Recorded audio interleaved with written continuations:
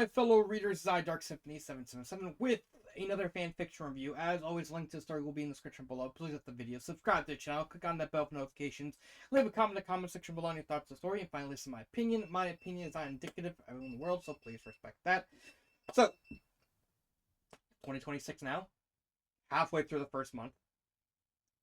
This is the first review of my new computer. Now, you know, like the previous video, like the previous two reviews, as well as the Order of Ecclesia Let's Play, that was on my previous laptop. I had to get a new one because it was, like I said in the community post, it was showing its age. I had that computer for about 6 years now, so I needed something. I needed a replacement. Don't worry, it's gonna go to a good home. But yeah, the fan fiction I'm doing a review of today is a young girl's weaponization of the mythos. It is a Cthulhu Mythos and Saga of Tanya the Evil crossover by Zariel. And I have to say, before I even get into the review, when I was shown this fic, because this fic was actually suggested to me by someone else, I was like, Cthulhu Mythos and Tanya the Evil. I actually liked the last Tanya the Evil fanfic I reviewed. I still consider it pretty good. And this one was really interesting because, like, Cthulhu and World War I, that's actually an interesting combination. And when I actually started reading the story, I honestly didn't like it. It's mainly due to the formatting of the story. I get what the story is about. I just don't like the format. I just don't like how it was formatted. Don't worry, I'm going to talk about that in the review. However, as I was going through the story, I quickly realized, like, wait a minute, this is actually pretty good. And I actually started liking it more and more as I read it. I don't think it's the greatest story in the world, but I do think it does something very neat with the world of Saga, with Tanya the Evil. I mean, this is Tanya the Evil, the web novel slash manga slash anime that is about a super, very kind of jerkish manager becoming a little girl because God wanted it. I don't know. I mean, you're a grown up turning into a girl. Like, God, that's like the weirdest thing ever. Attention, please! In accordance with international law, it's my job to inform you that you are about to come under attack. And mix that with something as completely out of the blue as not even to the traditional Cthulhu Mythos, but it was Cthulhu Tech, and I didn't even fucking know what the fuck Cthulhu Tech was until I started reading this. But yeah, Cthulhu Tech, this story is a wild ride. So, what is the plot? It's kind of hard to explain, mainly because this story is trying to do a very, very specific thing, but in essence, the plot of the story is basically a reinterpretation of the events of specifically the web novel. So this is the web novel of Tanya the Evil. For those of you who don't know, most anime are more or less direct adaptations of mangas. They do make some changes here and there. Very rarely do the animes come out first. Like Evangelion came out first. Precure came out first. Big O came out first. Yu-Gi-Oh! Technically the original Yu-Gi-Oh! Anime. The manga came out first, but everything after that came out first. Saga of Tanya the Evil is one of two examples where they kind of take a different approach to how they adapted. The other one is One Punch Man, where this is actually a web novel. This is just a random web novel written by Carlo Zen and written just an actual full-length series of novels. And then someone said, I'm going to turn this into a manga. And then the manga turned into an anime. But what is different from Tanya the Evil than I think any other of this example of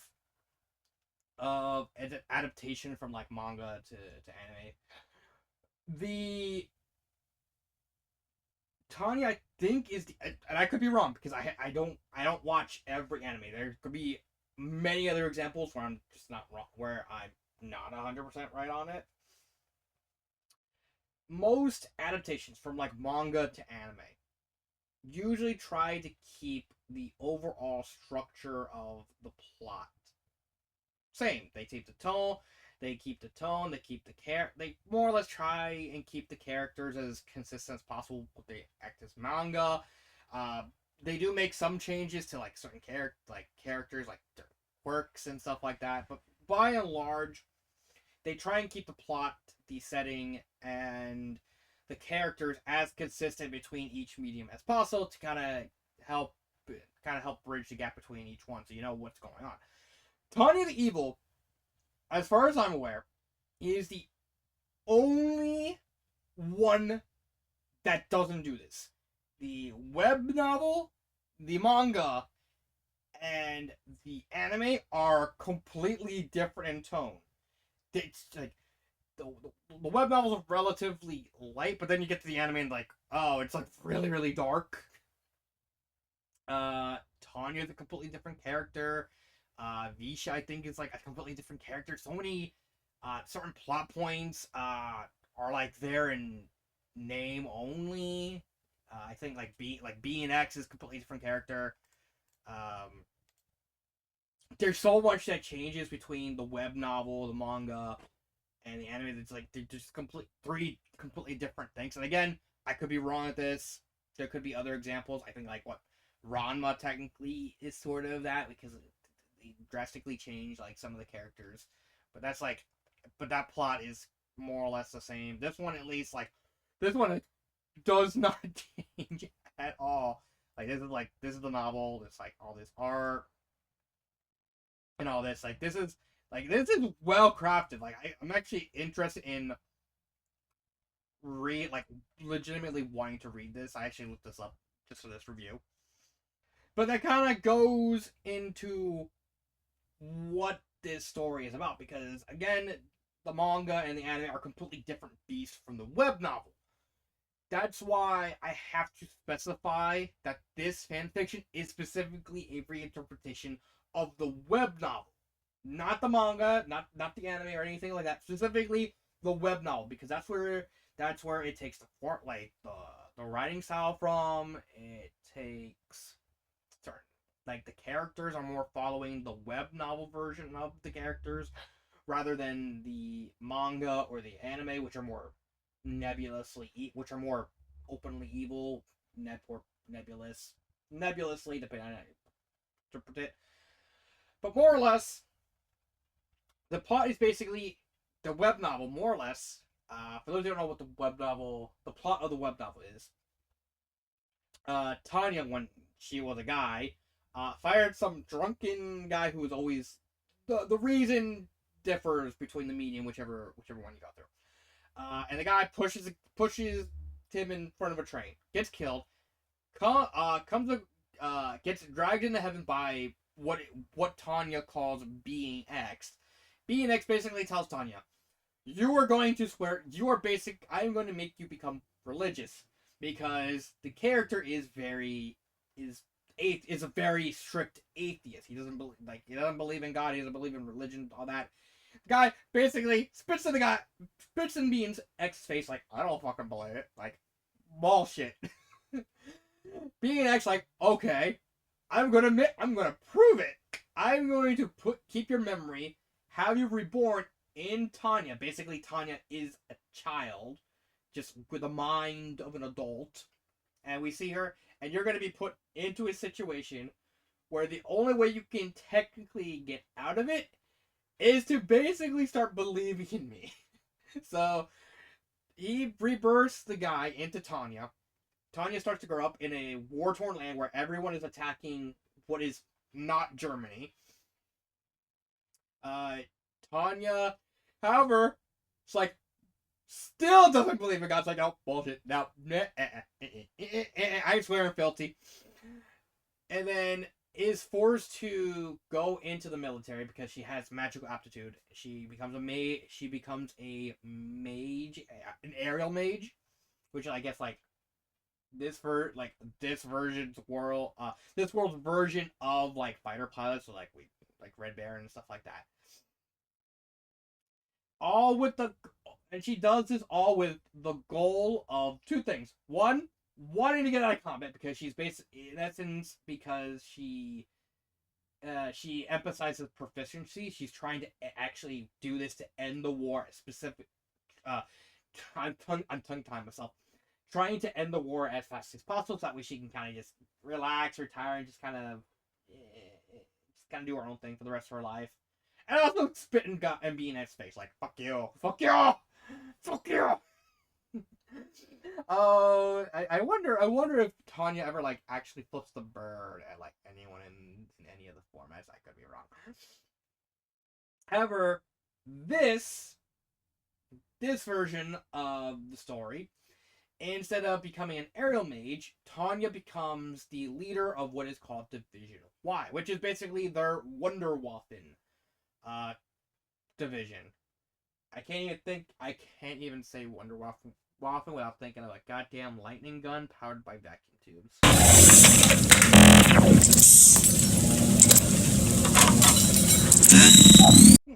And basically, as leader of Division Y, she's basically doing the same thing she did as an aerial mage. She's just trying to end the war as systematically fast as possible, so that way she can just kind of relax and chill off, and just be next to bird. Like, yeah, fuck. Fuck. However, there are complications as the story goes on. Basically, other parties get involved. There's issues with this Not Man. We're gonna talk about that. I'm gonna be honest. I didn't like the Not Man thing, but more or less, its basic premise is the same thing as the web novel. It just goes about it in a drastically different way. I do think it is a good implementation because, again, it's the same skeleton, just different wiring and how things. But here's the thing. We're not reading the story for like amazing plots or even amazing characters. Spoiler alert, the characters are not that great. They're not that great. This story is one of those stories that the author knew the assignment. He basically said, I don't want to write a story about great characters, about great plots. No, I want to write a story where fucking Cthulhu Mythos go wild on a World War I battlefield. That's basically it. You don't read this. You don't come into the story expecting a great plot, great characters. No, you're coming into the story knowing what you're going to read is going to be just pure insanity of just everyone getting curb stomped by like cosmic horror nonsense. It's a cosmic horror. If you're a cosmic horror fan, this is a story for you.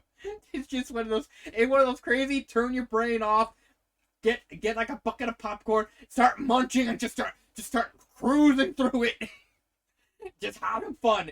You're not gonna see much in the way of actual death, but this is just a fun story. The plot in the end doesn't mean anything. The characters, it doesn't matter how good the characters are, because ultimately they don't mean anything, because the whole point of the story is to just have fun, witness like all this chaos and shenanigans and what the author comes up with this cosmic horror stuff, and then just have fun with that. And I think that's ultimately what the story. That's ultimately like a point of like wanting to read. Sometimes you don't want to see anything deep. You just want to have fun, and I think that's what the story does well. Character-wise, there are a lot of characters. There are a lot of moving pieces.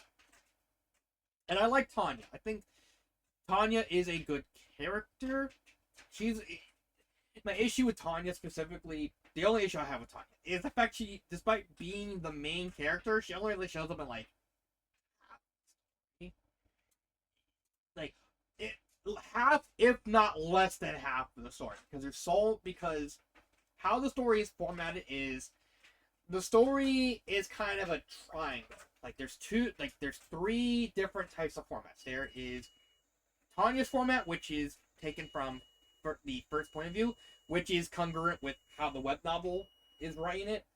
That's how basically whenever it focuses on anyone else, that's not Tanya. It's third person, but whenever it focuses on Tanya in the web novel, it's first person. Same deal here. If it's not focusing on Tanya, it's third person. If it is focusing on Tanya, it's first person. Personally, I don't like that. I never like that. I will never like that type of formatting. I think it's just incredibly clunky. It's inherently clunky and clumsy.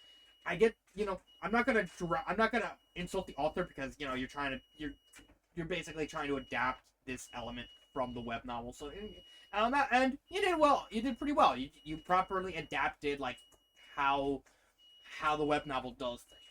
I just personally don't like it. The third type of thing in the formatting, I might as well get this over with, is these types of things where it basically introduces all these little notes and graffitis and like messages, mails, pamphlet sort of deal, interviews. It's sort of these like roundabout ways of showing more of the world that the story is trying to tell. And I'm a bit mixed on these. On one hand, they offer a lot of flavor for the world. However, for the most part, I don't think these are that important to the story. There are some of these that are really, really important to the story. If I had to pick random, why is it a random chapter? Yeah, right here. Like where they like them opening this portal to try and get into like this other world, which leads into like them getting into this kind of close off dimension. That's actually kind of important to the plot. This does happen sometimes. However, for the most part, these types of things are really just flavor. They just build upon the world that the author is trying to expand. I think, and for the most part, once I realized, oh, this is just for world building stuff, I just basically started skipping these, and I skipped like a bunch of the story. Like I said, some of these are important for the most part. They're not really that important. As I like stuff like this, which is like very, very important to like to move the plot forward. So gotta be careful when you're reading. Outside of Tanya, none of the characters are really good because there's so many character perspectives that we kind of get introduced to, like with Airman. Oh yeah, there's like random Bloodborne references because Bloodborne also takes cues from Cosmic Horror. Airman, we have like two spies. We have the British Prime Minister who dies. We have Nala, who's like a fallen angel sort of thing who dies. The Nazizi leader, Victoria, I think, like once or twice. Other Gans, Lurgan, Rudolf, Rusendorf, I think that's how you pronounce his name. It's just constantly switching, so you're never really attached to one of these characters. It's one of those cases where you kind of need to know the characters, kind of be established with the characters. So it's someone like me who like doesn't know a lot about the characters, how they behave and how they interact and how they function in the source material. They wouldn't really get attached to these characters how they are. They're more like, oh, okay, they kind of just need to be here for convenience sake, because you need to have all these players involved in the story. It's fine. Again, Tanya, I think Tanya is a fine enough character, but that's really it. And then we get to the big issue, which is the character of the Not Man. I want to get this guy out of the way before I talk about like the Round. Even the other villain. Before I get to the Not Man, the other villains like the Round Table is more antagonists because they're kind of paranoid. They're fine antagonists. The Dark Mother is is actually a pretty good antagonist for like a generic Cthulian creature that kind of supposed to mark the end of the war. And I honestly wish, I think that would have been better if it just ended there. Even if you had to randomly include Baba Yaga at the fucking end, it's like, oh yeah, she's kind of just an asshole. But then, you get the Congregation of Michael. I think they're fine enough. They just add an element that just they don't really add much. They're just meant to pad out the story. I think those would have been fine if those were like them and the Dark Mother were like the two main villains. But it's like, okay, they're fine. But then you get the Not Man, and and honestly, this is the big issue I have with the story. I really, really wish the story ended with the defeat of the Dark Mother. I understand, like, okay, you're just doing the Not Man thing to just tie up a bunch of loose ends. Okay, I can see that. But the defeat of the Dark Mother was such a perfect end to the entire story.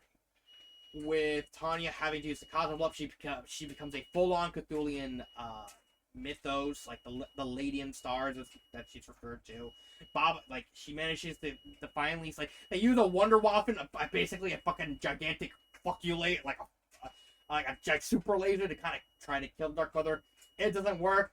Tanya, in desperation, gets like the Cosmoblood, which is like this neat hypodermic needle that she stabs in her neck, and every time she uses it, like more and more parts of her body turn to like nothing but stars. She manages to kill the Dark Mother, and then right before she believes she's about to die, Baba Yaga shows up to say, "Here you go, child." He'll basically cures Tanya. It's like, well, have fun. I want you to protect my Russian people. Just wander off. I think that would have been a perfect end to the story, because okay, it shows that, you know, there's tons of more stuff that Tanya doesn't know about. The war technically is over, because once the Dark Mother is like killed, everyone kind of agrees that we need to stop. We need to fucking stop this. It's just kind of too far. And then we get this random thing where like the Not Man is actually real, because it was a running gag throughout like the middle part of the story, where like one of the members of the Round Table, Merlin, thinks like, oh, Colonel Lurgan is the Not Man, because the Not Man was like one vague mention in like a random book that he found while doing research on like the Comedian Wars. It's like, aha! And like everyone kind of just like, you're an idiot. And he's like his like obsession with like proving that Lurgan's a Not Man is like causing him to kind of go overboard. It's like, all right. And then it turns out not only was the Not Man real, but also he was like impersonating the royal family of Baron, which I just didn't like it. I think it's just kind of out of nowhere, because it was just my issue with that whole thing with the Not Man is at the end it was trying to be poignant for the sake of being poignant. It's like, it's not. It tries to add to the story like something very meaningful to the story with like character development and all that. The problem is it happens at the very end of the story. There's like only like, I think like 4 or 5 chapters left by the time this happens. Like I think around here. Yeah. Like around here, all this. Like it doesn't add anything, because it happened so late in the story that any impact that you might get in trying to invest in these characters, invest in this world and stuff like that, it just like, it's kind of just a semblance of too little too late. It's like, yeah, what we get in terms of character development for Tanya is not bad. Like her accepting that she's basically the Lady in Stars now, and realizing that in order to, now she has to basically have like this full-time job of like making sure that people around the world doesn't misuse like the mythos and like the Wonder Waffens and stuff like that. And like, because now as the Lady of Star, she's effectively immortal now. She even gives herself like an adult body. Probably gives her like a big dunks and stuff like that. Nah, Tanya's not the one to care for that. She's probably more of a backdoor person. Like the whole fight between Tanya and the Not Man is whatever. The whole reveal that like the Not Man was manipulating the German royals. It kind of just bum fucks out of nowhere. Like I guess it makes sense in the context of the story. But it's like it's one of those things that really should have been built up by just having the royals mentioned more. And I could be wrong because the royals could have been mentioned in the stuff that I skipped. And if it is, then that's on me. I'm willing to accept responsibility for that fuck up. But by and large, I didn't like the Not Man. I think even this like the stuff where B and Xbox are basically telling us like, oh, you're technically partially ascended. I just kind of just needed to vent my frustrations on you why I did this. And Tanya's response, like when she first said, "I come to Pearl and Tanya just basically socks him in the face, like, okay, I kind of deserve that. I think it's just kind of come. I just wish it could have been done better. Like, or even then, just ending with the Dark Mother, because the Dark Mother just being defeated, it was just a much better way of ending the whole thing than just adding on to this with this whole silly not man thing. It's just very stupid. And even then, it makes the whole thing with like Japan and Brazil, like the fact that we don't see those, or kind of just happen after the fact, just kind of just tossed away without like explanation. They don't add it. Like those don't add anything to the story. Maybe if like Japan was involved more, like even like I would even keep Baba Yaga. It's like okay, there's stuff that even I won't know about. It's like from all over the world because like you can do the whole Baba Yaga is just like I'm just a secret of the world. Bye, dear. There's so much like even after Dark Mother's defeat, everyone just unites. We're just gonna stop the war. That was a perfect ending. I think that's what it should have ended. Grammar errors. I think the grammar is fine. Nothing wrong with the grammar error. Sentence structure is fine. Pacing, I think, is really well done. Despite the fact of switching between third person, first person, like I said, I'm not a fan of that. I do think it is perfectly fine with like the whole like screen capture sort of thing. Like instead of like one continuous story, there's constant jumps like in time frame and stuff like that, where like everything's moving around. It really fits that whole like sort of mythos vibe about it. I think that works well. I think that's really all I have to say about the story. Would I recommend this story? I will say this before I like do the full like what I recommend or not. This is very I did not know what Cthulhu Tech was until I actually looked it up and did the research. Everything I kept finding was either one, they really hated how the game played, or the two, they kept mentioning rape camps. I don't know why people kept mentioning the rape camps. But they kept mentioning rape camps. And I know cosmic horror cons can go down like orgy stuff and all that dark, depraved stuff, but like rape camps is like something fucking else. Granted, I've had more people complaining about how the game plays because the whole poker thing and all that gambling. I know it's like very confusing. Granted, I play Yu-Gi-Oh, so I could probably pick it up pretty easily. Eventually. Would I recommend it? I wouldn't say this story is for everyone, because this is very much a story where not only do you have to understand that you're walking into the story, you're not gonna see a deep story. You're just gonna have a lot of fun seeing shit blown up, seeing people die, and all that shit. Woo! Just 0 to 100 immediately, and it never lets go. And even then, it takes like a bit to get used to because of all this stuff going on. So eventually, you're gonna have to get used to all the interruptions with like emails and stuff like that.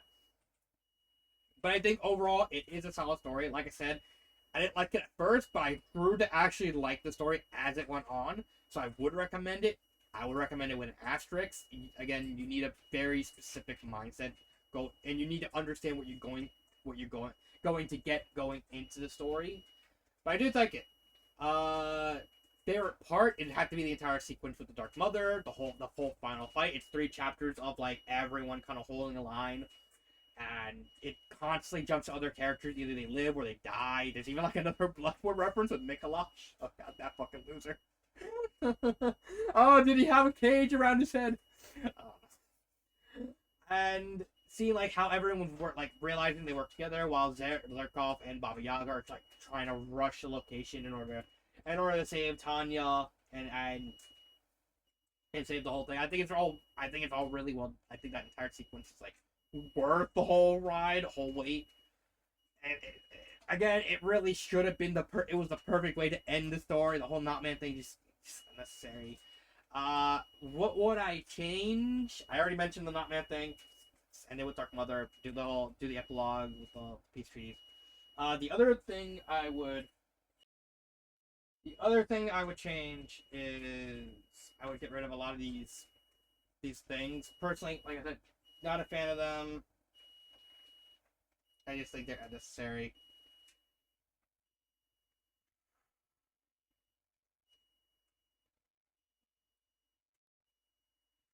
And that's really it.